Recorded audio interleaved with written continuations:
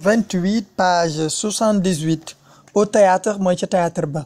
le foyer des jeunes organise ce soir une représentation théâtrale nee na foyer des jeunes mooy groupement jeunes yi dañuy amal organise ce soir tey ci ngoon une représentation théâtre benn représentation ba xam wàllu théâtre la mooy benn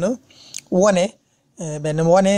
représentation benn wane boo xam ne théâtre lay doon dès 20 heures la salle est remplie de monde nee na fa 20 heures jotee 20 heures mooy 8 heures ci guddi la salle est remplie de monde nee na salle bi fees naa ki nit remplie sous la conduite de Aminata et les enfants sont venus assister au spectacle nee na sous la conduite de Aminata ci njiituk Aminata les enfants xale yi sont venus ñëw nañ assister au spectacle bu fekkee au spectacle bi qu'attendent-ils donc pour commencer lañ la ñuy xaar maanaam pour tàmbali donc demande Salif moo laaj loolu je suis pressé de voir Galaye sur scène nee na fi damay yàkkamte gis Galaye ci scène bi ci foofu scène bi mooy fi ñuy defee yooyu brusquement un des comédiens sort des coulisses et annonce le début du spectacle nee na brusquement ci lu bette un des comédiens kenn ci comédiens yi mooy ñi nga xam ne ñoo def théâtre yi sort des coulisses nee na génn ci coulisses nag bu ñu ko waxee mooy partie du théâtral derrière la scène mooy scène bi bu nekkee nii xam nga da nga gis ci biir am fu ñuy génne ñuy jouer nga gis fa ñuy génne noonu loolu mooy coulisse nee na bu ko defee ñoom ñu génne sort nee na un des comédiens kenn ci comédiens yi sort des coulisses génn ci coulisses yi annonce le début du spectacle bu ko defee yëgalee tàmbali spectacle bi une dizaine d'artistes torse nu entre alors en scène nee na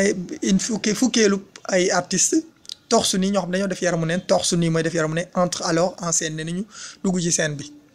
ils chantent et dansent dans un ordre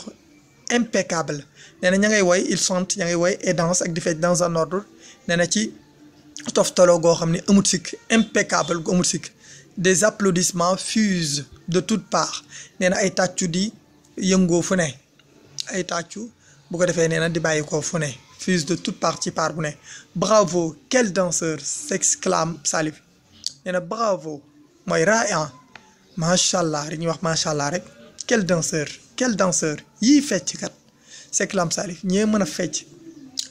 il se leva et se mit à imiter la danse rythmée des comédiens nee na mu jug il se leva nee na mu jugoon et se mit à imiter mu tàmbale woon di roy à imiter la danse rythmée fecc mu tolloo moomu la danse rythmée des comédiens feccum comédiens yi mu tolloo moom mu rythmé reste tranquille lui lance Aminata sinon je te ramène tout de suite à la maison nee na ko reste tranquille dalal toogal dal lui lance Aminata moo ko wax sinon bu dul loolu je te ramène tout de suite à la maison dama lay delloo kër ga léegi après ce dernier ballet Galaye encadré de 2 batteurs de tama bondu sur scène faisant voler son large pantalon bouffant mais après ce dernier ballet ne ci ginnaaw fecc boobu bi ñuy wax ballet Galaye encadré de 2 batteurs balaay mi nga xam ne ñi ko encadré mooy ñaan ak moom mooy ñaari tëggkatu tama 2 batteurs de tama ñaari tëggu tama bondi sur scène nee na ma nga tëb ca scène ba faisant voler son large pantalon nee na di naawal faisant voler son large pantalon bu rëy pantalon bu yaatu bu rëy boobu bouffant mooy bu noonu mu ngante noonu rek mooy bouffant comme ni ci ay def il tournant sur lui-même comme une toupie fit semblant de tomber et se ressaisit du pied gauche nee na il tournant sur lui-même muy wër ci boppam il tournant sur lui-même mooy muy wër ci boppam di wëndeel comme une toupie lu mel ne toupie fit semblant de tomber nee na di nuru ne def ne day waaj a daanu fit semblant de tomber et se ressaisit bu ko defee nee na mu jàppanduwaat du pied gauche mu jàppanduwaat ci pied gauche bi ci tànkub càmmoñ bi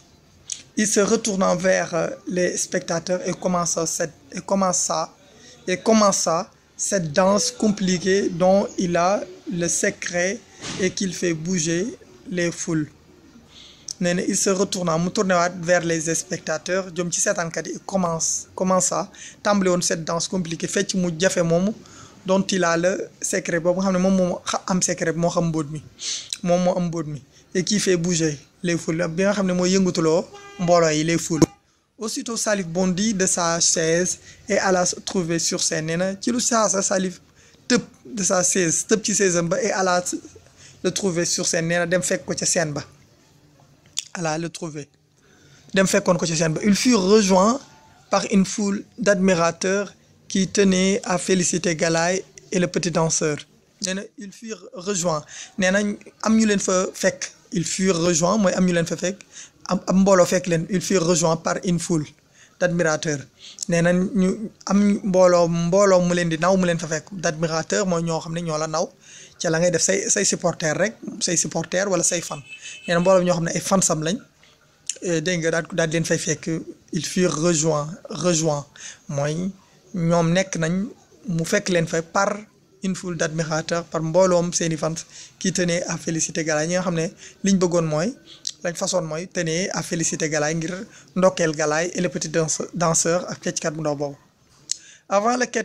sketch prévu à la fin du programme, Aïcha, la belle chanteuse, fit son apparition. Nee na avant le sketch prévu nee na avant sketch boobu nga xam ne moom la ñu yëgale woon à la fin du programme ci jeexantalu programme Aïcha la belle chanteuse Aïcha woykat bu yéeme boobu bu rafet boobu bu mën a woy boobu fii son apparition def génnam elle salua le public d'un mouvement de bras puis elle entonna une chanson dédiée aux jeunes de Darou nee na elle salua le public nee na mu nuyu woon public bi d'un mouvement de bras nee na ci benn loxo tàllal loxo bi nii rek xam ngeen ni ma bëgg wax puis elle entonna ginnaaw ba mu sadd une chanson booy boo xam ne dédiée da ko addiyele aux jeunes de Darou jeunes Darou yi la ko addiyele formidable di ko gën a yéeme formidable mooy yéeme na rafet na s'écrie Aminata moo wax c'est la plus grande chanteuse que j'ai jamais vue nee na kii de mooy ki dàq woy chanteuse bi gën a mag la plus grande chanteuse que j'ai jamais vue kii de mooy woykat bi gën a mag bi ma mas a gis woykat bi ma mas a gis kii ci gën a mag kii mooy woykat bi gën a mag ci ñi ma mas a gis dégg nga le spectacle prend fin avec les sketchs joués par les jeunes de Darou nee na spectacle bi nag jeex na prendre fin mooy jeex avec les sketchs ak sketch boobu nga xam ne jeunes Darou yi ñoo ko joué mot expression difficile un comédien mooy personne dont le travail est de jouer au théâtre ou au cinéma nee na comédien mooy nit koo xam ne personne boo xamante ni dont le travail liggéeyam est de jouer mooy muy jouer au théâtre ci théâtre bi ou au cinéma wala ci cinéma les coulisses mooy partie du théâtre derrière la scène nee na mooy wàllu théâtre bi nga xam ne moo nekk ci ginnaaw scène bi fi nga gis ñuy génne rek impeccable mooy qui est bien fait parfait mooy loo xam dañ ko def ci anam gu baax lu mat fuser mooy jaillir s'élever brusquement nee na fuser mooy jaillir génn s'élever wala yëkkati ko brusquement ci anam gu